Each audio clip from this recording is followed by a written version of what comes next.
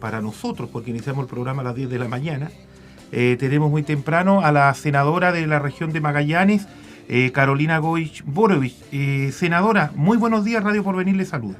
Muy buenos días, Andrés, un gusto saludarte a ti y por supuesto a todos los amigos que nos escuchan, especialmente ahí en la provincia de Tierra del Fuego. Sí, mucho frío tenemos acá, estamos pero congelados, pero bueno, estamos tratando, bueno, de seguir haciendo radio, las condiciones, Estamos en invierno, claro, y tenemos que aguantar. Sí, exacto. Acá en Punta Arenas no tenemos nieve, tenemos lluvia nomás. Habían anunciado que era posible, pero claro, mucho más bonita la nieve. ¿Está en Punta Arenas, senadora?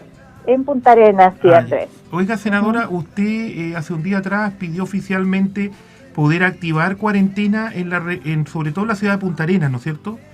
Sí, efectivamente, y fue tras reunirme con la epidemióloga del hospital, ¿no es cierto?, con el presidente del colegio médico, con parte de la gente que ha estado siguiendo el detalle, la Seremi de Salud, la Seremi de Ciencia, y revisamos los datos, y la verdad es que los datos no eran para nada alentadores. Teníamos un aumento de 253% de cantidad de test positivos en los últimos 14 días. Y hay, tú sabes, Andrés, varios indicadores que se toman en cuenta para evaluar la cuarentena. Uno de esos es el aumento de la movilidad, cuánto se están trasladando las personas dentro de la ciudad, la cantidad de casos activos, y en todo eso aparecíamos rojos. Y un ingrediente adicional que nosotros tenemos que contemplar es que nosotros tenemos una capacidad limitada de camas UCI, ¿no es cierto?, en el hospital regional, y a diferencia de lo que pasó en la vez anterior que tuvimos el pic de contagio, donde pudimos trasladar gente al norte del país, hoy día esa posibilidad no está. O sea, nosotros todos vemos los matinales a nivel nacional, ¿no es cierto?, cómo están los centros hospitalarios en Santiago colapsados. Entonces tenemos que ser aún más cuidadosos. Mira, nos mostraban datos que indican además que en la región las personas que caen en una cama UCI, ¿no es cierto?, que aquellos casos que se complican de COVID-19, los que son positivos de coronavirus, tienen más tiempo de ocupación de cama. Mientras en el norte son 15 días en promedio, acá son 26.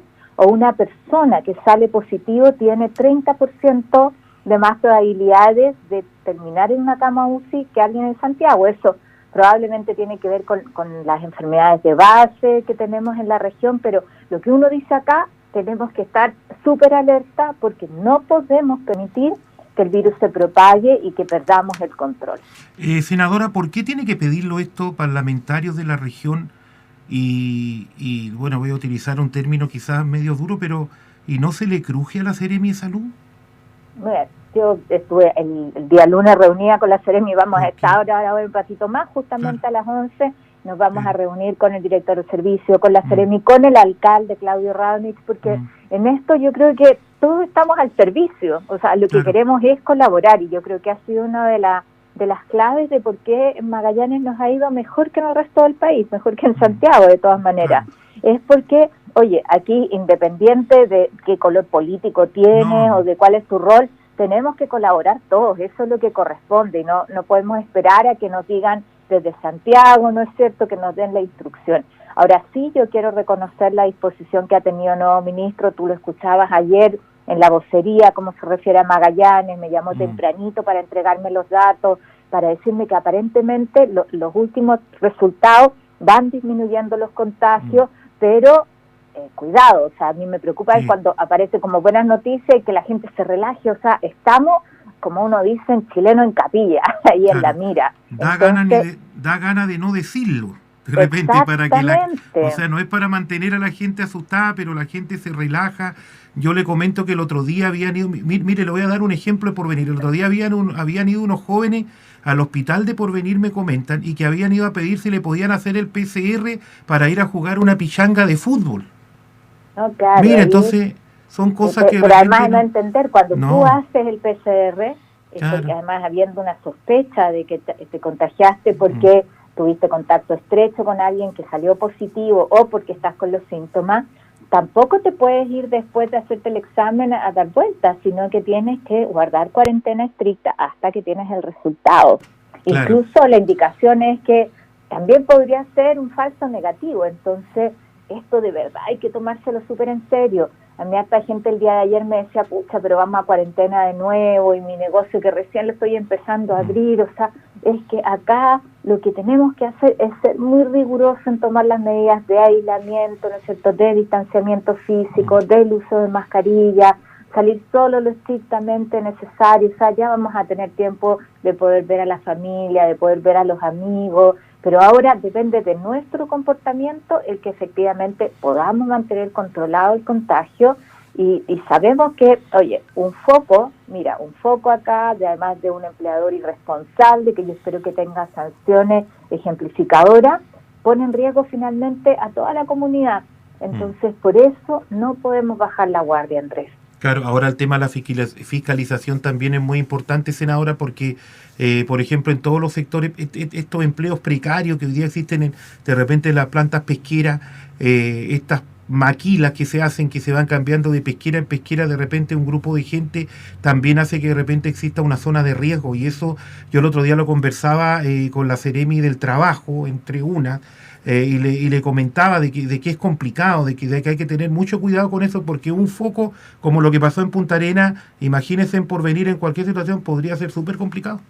Claro, y ahí por eso uno pide además el máximo de fiscalización, que se cumpla con la ley, que no se exponga a los trabajadores. Tú sabes que aprobamos una ley que aumenta las penas cuando no se cumplen las medidas sanitarias.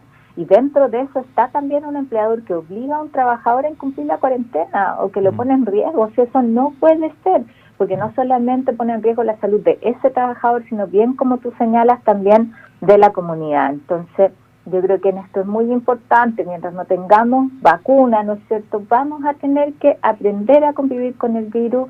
Creo que en Magallanes lo hemos hecho bastante bien, pero eso no está garantizado. Entonces, a no bajar la guardia. Y por otro lado, alegrarme, Andrés, de que la semana pasada ya pudimos aprobar al fin una ley que garantiza a la familia un mínimo de ingreso familiar de emergencia. El gobierno se dio ahí y entendió que por lo menos tenían que ser 100.000 pesos garantizados para cada familia, o sea, para cada persona, ¿no es cierto? En una familia promedio de 4 miembros no debería tener menos que 400.000 pesos de ingreso. Y el día de hoy, más ratito, en la noche, vamos a tener reunión con el ministro de Desarrollo Social para ver que además el registro social de hogares facilite el que las familias puedan les pueda llegar este beneficio y no que sea una traba, que es lo que pasó con la primera versión del ingreso familiar de emergencia, que la mitad de las personas que postularon quedaron fuera. Y muchas de esas tú las conoces, yo también las conozco, y son familias que hoy día necesitan el apoyo y que han pasado quizás 3 meses sin poder trabajar y sin poder generar ingresos. Claro, ahora ha sido también usted criticada en el último tiempo por el tema del proyecto postnatal de emergencia. ¿Cuál fue esa situación realmente, senadora, para que la gente pueda entender? Porque la verdad que igual había harto crítica sobre ese voto, que claro, declara el proyecto porque es inadmisible lo que dice la noticia, y cuál fue esa situación que fue harto criticado en un sector de la oposición, y que bueno, que en ese se encuentra usted.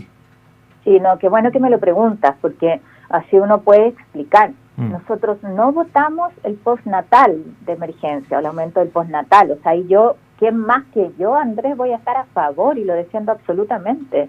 Acuérdate que hace 10 años fui la que encabecé la extensión del postnatal de 3 a 6 meses, y quizás es la ley más bonita que me ha tocado impulsar en el Parlamento. O sea, toda mi vida ha sido dedicada a proyectos de protección de la maternidad, de la paternidad, de la conciliación de la vida familiar. O sea, yo en eso no puedo más que compartir la urgencia de muchas familias que se le está terminando el postnatal, no hay sala cuna, ni van a funcionar las salas cunas en un buen tiempo, entonces hay que generar alternativas de ingreso. Entonces, lo importante es que, así como nos pasó con la extensión del postnatal, para que existan esos recursos, el presidente tiene que ponerle la firma al proyecto. Eso es lo que lo hace admisible, que es el término que se ha usado. Y de acuerdo a nuestra Constitución, que yo soy de las partidarias del apruebo, de que tenemos que cambiar la Constitución, pero mientras sea la que tenemos, esas son las reglas. Los parlamentarios no podemos presentar y tramitar proyectos que impliquen gasto público y materias de seguridad social. Entonces, ¿qué pasa? Si aprobamos este proyecto presentado por un grupo de diputados muy valioso en el fondo, ¿no es cierto?, la intención que hay detrás, pero sin recursos. Imagínate que eso se aprueba. Entonces, cuando vayan a cobrar las mujeres su licencia, no tiene plata. O sea, a mí me parece que tampoco podemos mentirle a las mujeres, aunque aparezca un costo, aunque uno pague un costo personal hoy día, pero yo siempre he hablado con la verdad. Entonces, este es un proyecto de papel mientras el presidente de la República, Sebastián Piñera, quien tiene la atribución, no diga aquí se van a poner los recursos. Y eso es lo que yo le pido al presidente. Incluso Andrés, si es que no quiere patrocinar ese proyecto, oye, hay una alternativa que es la licencia COVID maternal que pusimos, así como hoy día te entregan licencia para cumplir la cuarentena, independiente de que estés contagiado, estés enfermo o no, y me parece muy bien que tenga esa licencia para garantizar que la gente cumpla la cuarentena, pero ¿cómo no va a ser lo mismo el que las mamás se puedan quedar con su hijo y no arriesgarse al contagio, no arriesgar a su bebé lactante al contagio? Entonces hagámoslo por esa vía para todas las madres que tienen hijos de menos de un año. Ahora podría correrse el riesgo de que si esto hubiese sido quizás aprobado, podría haber alguien denunciado al Tribunal Constitucional y se acabó la historia también, podría haber pasado. O sea, efectivamente. Claro, la misma derecha quizás.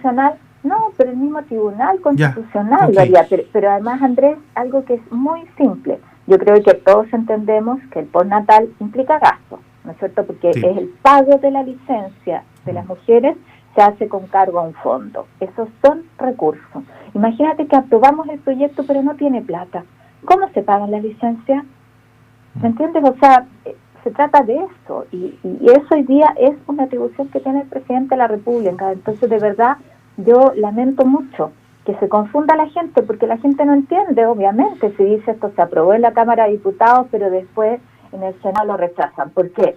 Cuando nunca se ha discutido el proyecto en el fondo, porque eso no está permitido con las reglas que tenemos. Y yo de verdad espero que la nueva Constitución, que además se discuta en democracia, validada por la gente, sea una Constitución que se respete. Que quienes hoy día son partidarios del rechazo, ¿no es cierto?, quienes están en contra de una nueva Constitución, tengan que respetarla y validarla. Y digo, ¿cómo yo voy a exigir eso después si es que hoy día yo no cumplo las reglas? O sea, esto no se trata de si me gustan o no me gustan, son las reglas que nos damos, son las reglas de la democracia, es la institucionalidad y que finalmente nos permite una sana convivencia. No puede ser que por mayoría circunstanciales las cambiemos, porque eso es un juego muy riesgoso. Ahora, también el presidente Piñera salió el otro día a tratar de formar, no sé si una comisión, algo por el estilo, sobre los proyectos que son inconstitucionales, o sea, como que prácticamente poder en el próximo tiempo, no sé, tratar de, lo que yo interpreto, tratar de saltarse al Parlamento. Sí, a mí me parece que el presidente una vez más se equivoca. Vez más se equivoca y además genera, Andrés, un conflicto inoficioso. Sí, pues, y en el momento. Con el Parlamento, y en este momento. Cuando necesitamos estar todos juntos. Mira, la semana pasada terminamos bien, hicimos este acuerdo de apoyo económico, dijimos acá, oye, lo que espera la gente que lo está pasando mal es que nos pongamos de acuerdo y que los apoyos lleguen rápido a la casa. ¿Y qué hace el presidente?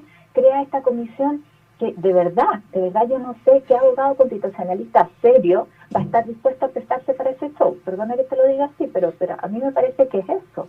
En vez de hacer lo que tiene que hacer, si esto no tiene que ver con una discusión constitucional, ahí tal cual como lo recordamos, están súper claras las reglas del juego.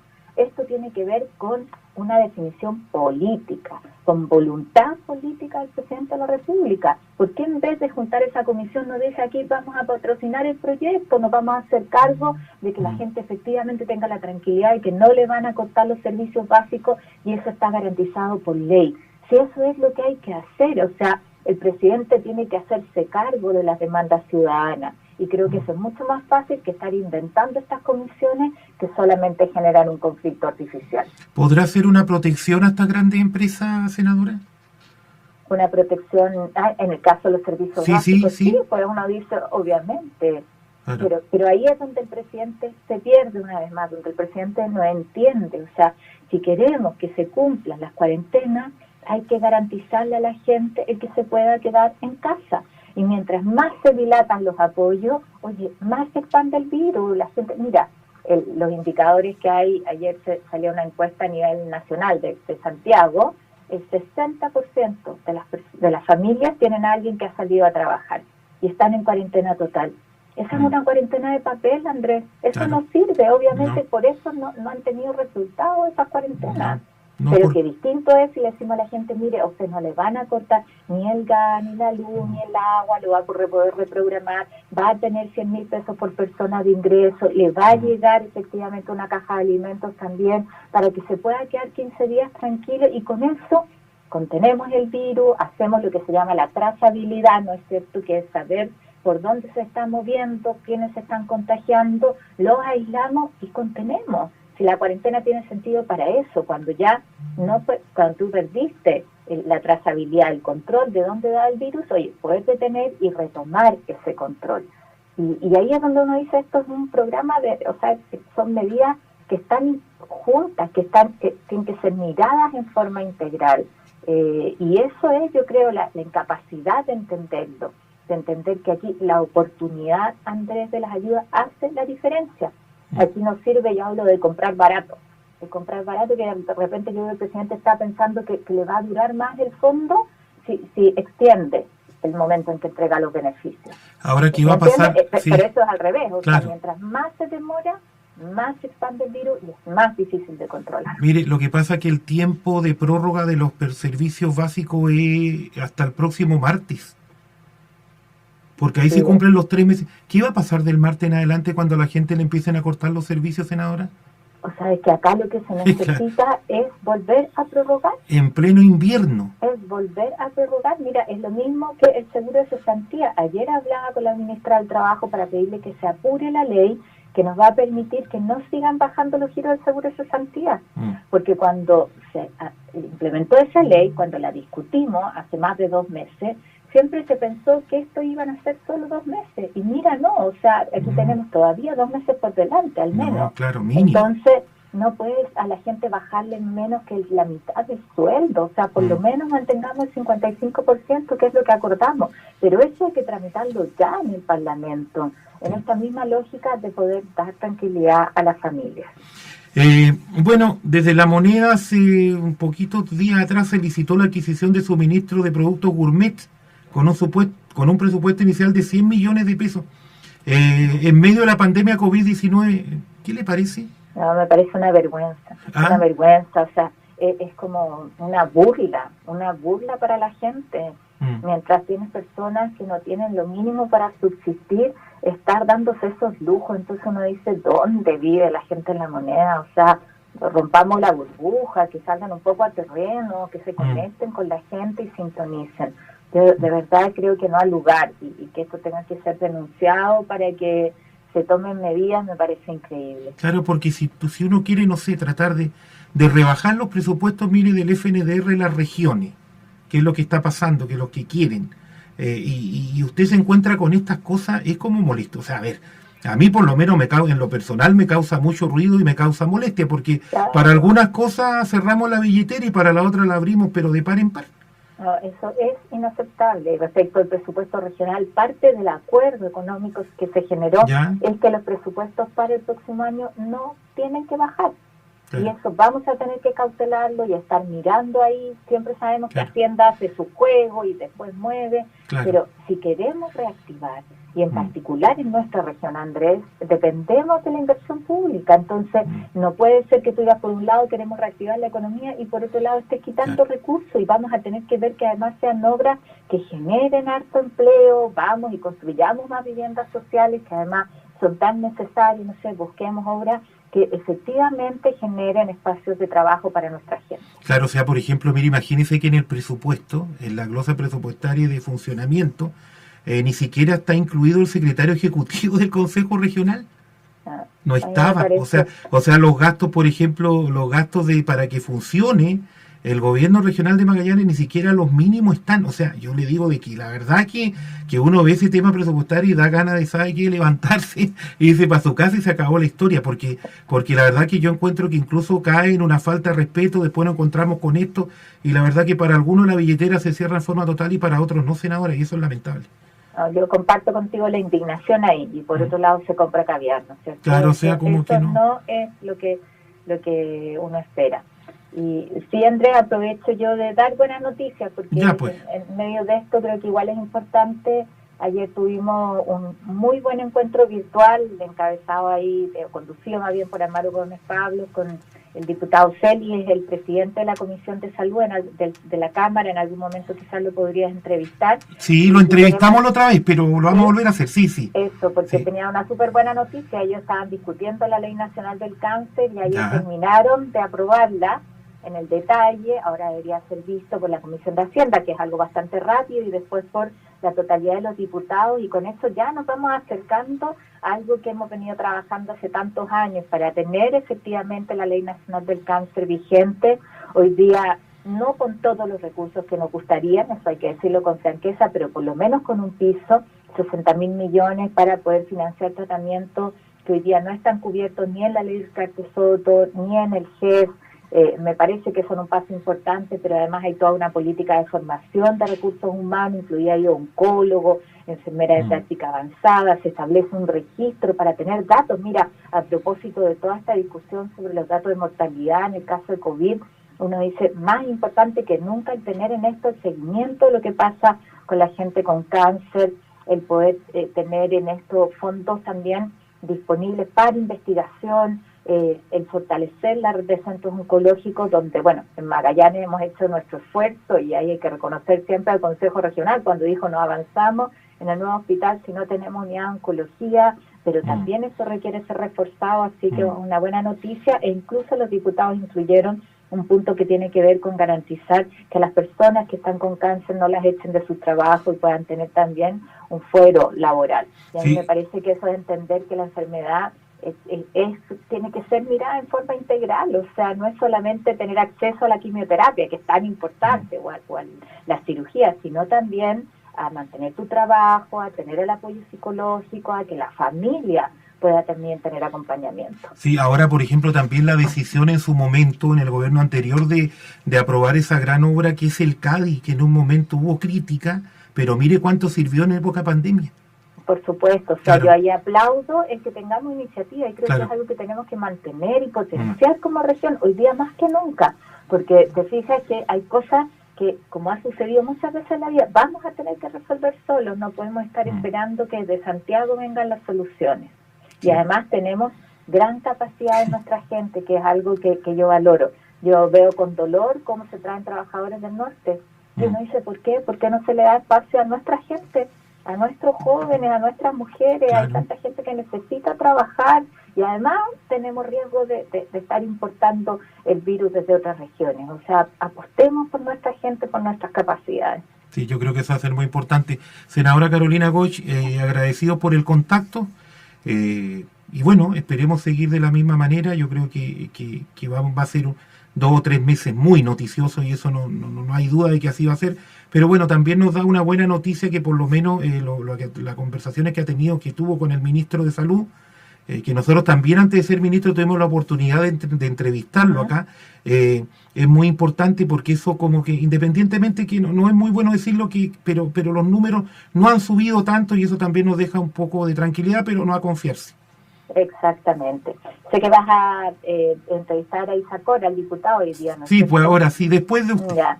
Sí, déjale muchos saludos. Nosotros trabajamos mucho como diputados, así que él es una muy buena persona. Listo. Qué bueno que puedan tenerlo en la radio también. Ya, muchas gracias, senador. Un abrazo, que tenga buen día.